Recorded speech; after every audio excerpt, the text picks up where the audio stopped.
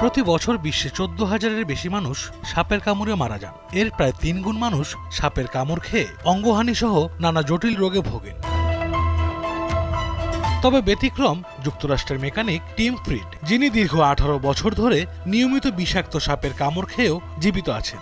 জানা গেছে cobra, mamba, rattle snake সহ বিশ্বের ভয়ঙ্কর 16 প্রজাতির সাপের 200টির বেশি কামড় সহ্য করেছেন টিম। এছাড়া এসব সাপের বিষ ইনজেকশনের মাধ্যমে 700 বারের বেশি শরীরে ঢুকিয়েছেন তিনি,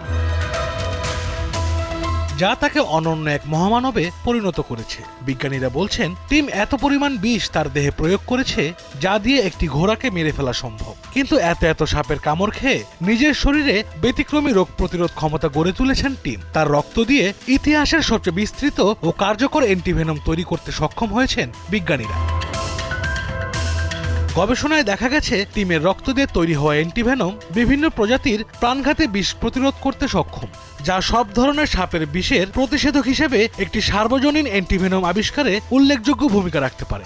বর্তমানে প্রচলিত অ্যান্টিভেনম একটি নির্দিষ্ট প্রজাতির সাপের বিষের বিরুদ্ধে কার্যকর হয়।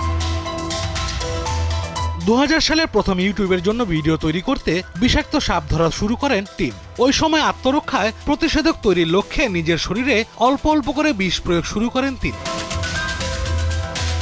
তবে তার দুঃসাহসিক এই যাত্রার শুরুতেই প্রাণ হারাতে বসেছিলেন টিম।